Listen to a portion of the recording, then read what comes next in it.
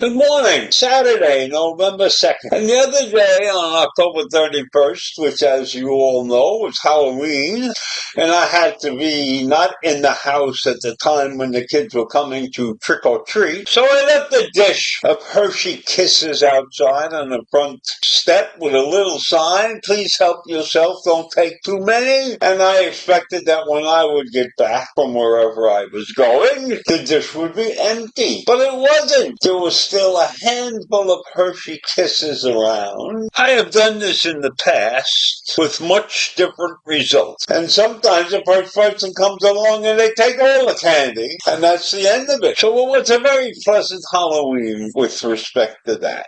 Now this next item is a form of insanity. Google has been fined $20 decillion. That's DECILLION.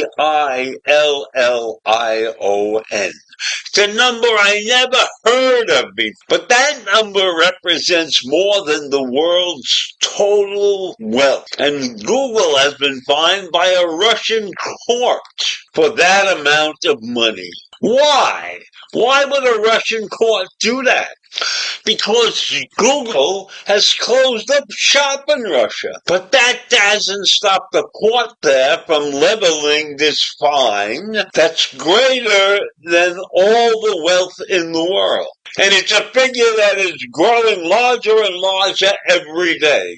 Now, why was the fine imposed? The fine was imposed because certain channels were blocked on YouTube, which Google owns. And because of that blocking, the Russians have decided that they're going to fine Google this 20 unicillion rubles. And the Russian newspaper that reported this week said that that is a number that is followed by 34 zeros.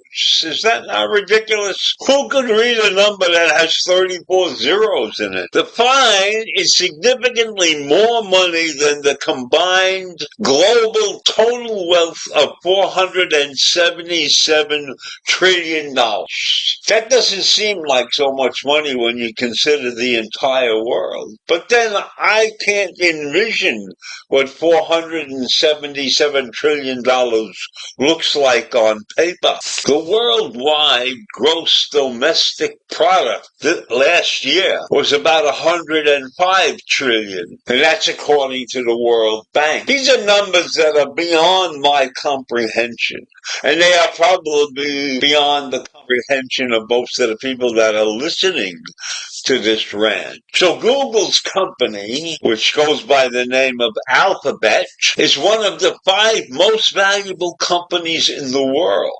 It's valued at about $2 trillion.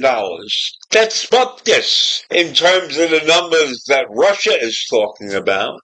That's about 10 billion trillion times smaller than the fine that was issued by Russia. Now, Google's suit, so to speak, is ridiculous. And Dmitry Peskov, the press secretary for the Russian President Vladimir Putin, told reporters that the figure was symbolic and should be a reason for Google to pay attention to the Moscow Arbitration Court's order to restore access to the YouTube channels for Russia. So this is just a ploy on the part of Russia to get Google to reinstall the TV information that Russia desperately wants its people to see. And Peskov, the press secretary, said, I can't even pronounce the number that we're talking about. This is a number of symbolism because we, the Russian people, want to show that our demands demonstrate the essence of importance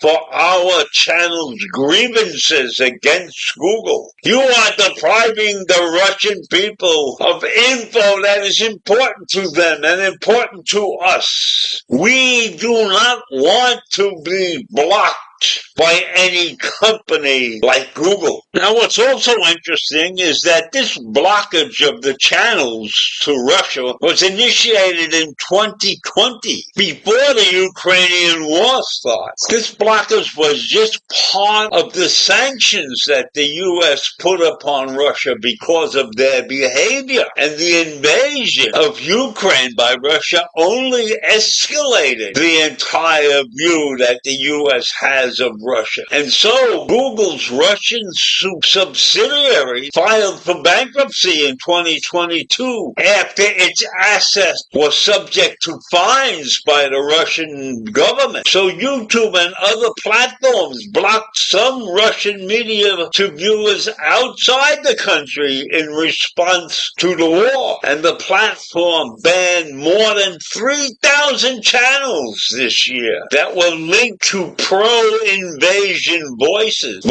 that were celebrated, voices that were initiated, voices that came from Russian celebrities. And that information was put out by Google's threat analysis group. So we have a Russian media that has repeatedly ordered Google to unblock particular YouTube accounts. And they have also fined Google for failing to remove YouTube content, such as the videos that were uploaded by the Ukrainian groups. When we look at this differently, we see that Russia wants Google to be part of its, what I will call, misinformation group, telling falsehoods that promote the image of Russia as opposed to telling the truth.